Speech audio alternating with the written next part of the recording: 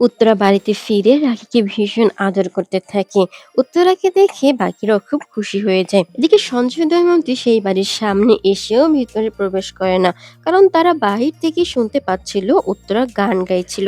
দময়ন্তী বলতে থাকে, বাহ বেশ ভালো তো, তোমার বোন দেখি পাক্কা অভিনেত্রী। এরকম একটা বোন থাকতে তোমার আর চিন্তা কিসের।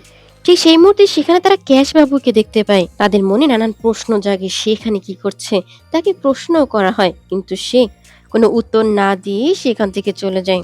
এদিকে পুলিশ অফিসার পান্ডা আবারও রাখিদের বাড়িতে আসে এবং উত্তরাকে নানান প্রশ্ন করে, কিন্তু উত্তরা তাকে কোনো প্রশ্নের উত্তর দিতেই রাজি হয় না। এরপর সিনে দেখা যায় রাখি বন্ধনের সাথে ফোনে কথা বলছিল।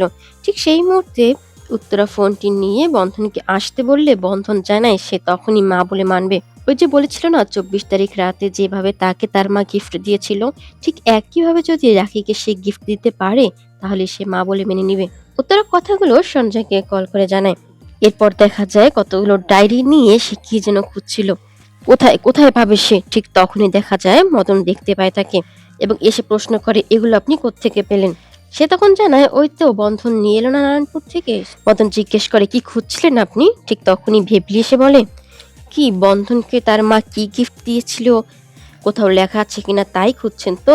ঠিক সেই মুহূর্তে বন্ধন সেখানে এসে উপস্থিত হয়। বন্ধন এসে তাদের কথায় সায় দেয়, হ্যাঁ তাই খুঁজছিল, কিন্তু তা তো কোথাও লেখা নেই, সে পাবে কি করে? উত্তরা বলে, সে তো কিছু লিখতে চাইছিল। ঠিক তখনই বন্ধন বলতে থাকে, হ্যাঁ লিখুন না, লিখুন, এই পাতাটা খালি আছে, লিখুন আপনার লেখার সাথে আমার মায়ের লেখার মিল আছে কিনা। ফরেন্সিক ডকুমেন্ট এক্সামিনারের কাছে দিলে তিনি ঠিক বুঝতে পারবেন যে আপনি আমার মা কিনা, কারণ হাতের লেখার সাথে মিল আছে কিনা তা সে ঠিক বুঝতে পারবে।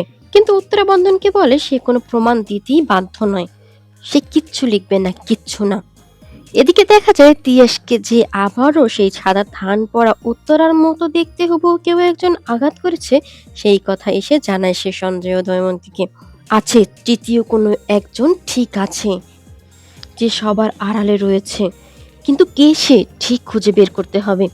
এদিকে বন্ধন যে উত্তরার লেখা ফরেন্সিক ডকুমেন্ট এক্সামিনারের কাছে দিতে চাচ্ছে তা সে সঞ্জয়কে ফোন করে জানায়। সে উকিলের সাথে আলাপ করে কি করা যায়।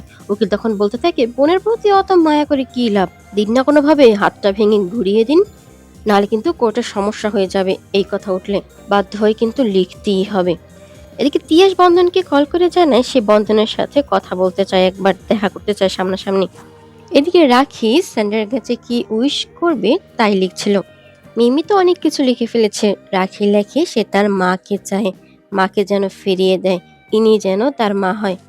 ফেবিলির সাথে কথা বলতে বলতে হাসি তার মাথায় আসে, মহাভারতে যে চরিত্রগুলো ছিল কার বয়স ঠিক কত ছিল কেউই উত্তর দিতে পারছিল না। এমনকি সঞ্জয় দময়ন্তী তাদেরকেও ফোন করে রাখি উত্তর চায়। সঞ্জয় তো পড়ে যায় মহাবিপদে, এগুলো তো সে পারে না।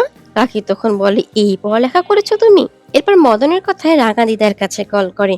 রাঙা দিদা তখন উত্তর দেয়, যখন তারা ছোট ছিল তখন কত আর বয়স ছিল, 7, 8, 9 এরকম।